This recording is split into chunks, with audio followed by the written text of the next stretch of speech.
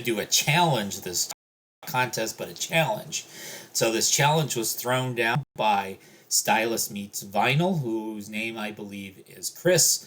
And then I was sort of tagged on it by Morten, who's somewhere in Denmark or Norway right now. I think he's in Oslo right now, but I'm not sure. He's done an entry. He's listening to his Colorado Rockies copy of Hackney Diamonds and all of that.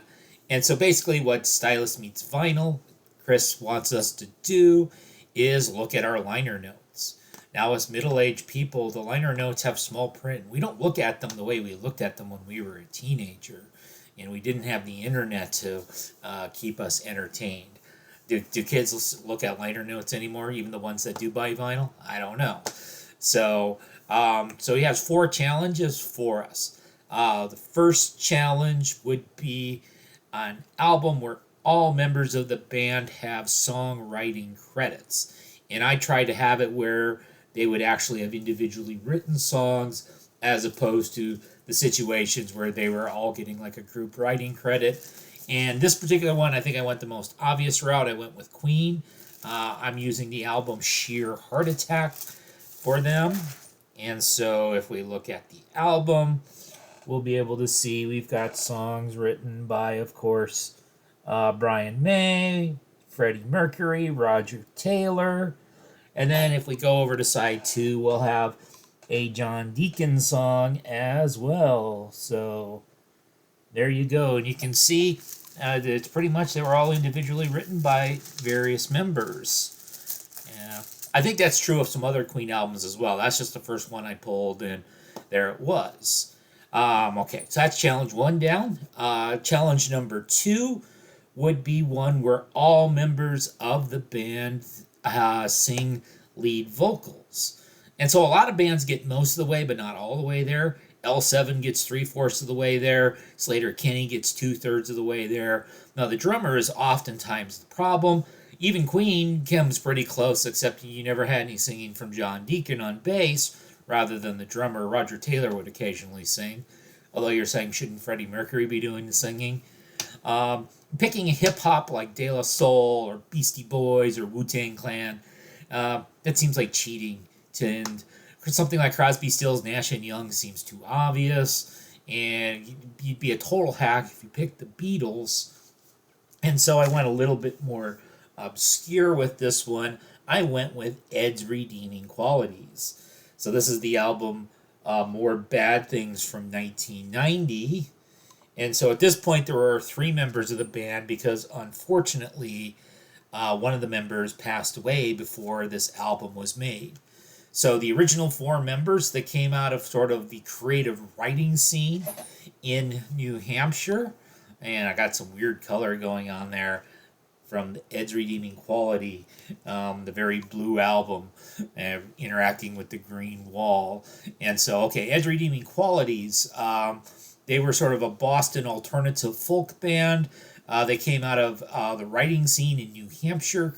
They're creative writers. And so the leader kind of was Dom Leone, who unfortunately got cancer and passed away in 1989, only a couple years after they got started, and he was gone by the time this album was made. His cousin, who is Dan Leone, now has transitioned into a trans woman, is now Danny Leone, was the ukulele player. Carrie Bradley played violin. You may know her because she did some stuff with the Breeders as well. And then finally there was this cat named Nino Perota who played the bongos, shook a coffee can with like rice in it, very occasionally sang. He was like 20 years older than like the rest of them. And I found out that he passed away earlier this year as well at the age of 76. And so they all take turns at some point along the way of singing. And I'll put up links for a couple of videos from 88 and 89 of them playing in Boston from the Billy Ruane collection, where all the members were still around. This was before Dom got sick and passed away. Okay, the third challenge is going to be where we have 2 lead vocalists. And again, I was thinking of sort of your 80s. Our band could be your life sort of people. So you got Husker Du with Bob and Grant. You got X with John and Exene. You got Fugazi with Ian and Guy. But I didn't go with any of them. I went with the Lemonheads because the Lemonheads hate your friends. And I have the Cheesy Record Store Day edition. It's got bonus tracks. It's gatefold. This was the Lemonheads' first album when they were rich prep school guys pretending to be a punk rock band. And so they had two lead singers then. They had Evan and Ben. Of course, Evan Dando, who basically now is kind of synonymous with the Lemonheads, and Ben Dealey. And so the way the first album worked was that basically Evan wrote about half the songs and Ben wrote about half the songs. And if it was a song that Evan wrote, he sang it and played guitar, and Ben played drums. And if it was one of Ben's songs, then Ben would sing and play guitar, and Evan would go and play drums. And literally, in like their earliest shows, they would switch back and forth between being on the drum kit and singing. That wasn't really workable, so by the time the second album came around, they borrowed John Strom from the Blake Babies to play drums, and never really went back to that switching up style. But there, you had the two lead vocalists pretty much sharing duties pretty close to 50-50. And then the last challenge was one where the vocalist wrote all the songs. And so here's one. This is a recent pickup from PB Fail. So this is Ozzy Osbourne, Bark at the Moon. And of course, if you look, you don't even have to look at the liner notes. You can just look right on the album. So you see side one says O Osbourne, indicating he wrote all the songs. You flip it over to side two. O Osbourne. O Osbourne wrote all the songs. But wait, it turns out that that's actually a lie.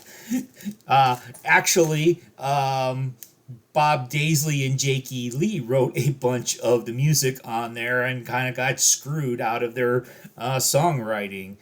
Screwed by the Osbournes, probably mostly Sharon Osbourne. So let's pick a record where this is actually true. Now, a lot of records in my collection almost counted, but then there would always be something that would come up and ruin it. Very often there would be like that one cover song. So I wrote all the songs, but I wanted to do a Rolling Stones song. Or things like that would happen. But I did find, so from 2010, we've got Deer Tick, the Black Dirt Sessions. And so this is sort of a Americana-ish indie rock band from Rhode Island. John McCauley, he wrote all 11 songs. He sings all the songs. He's the leader of this band, Deer Tick.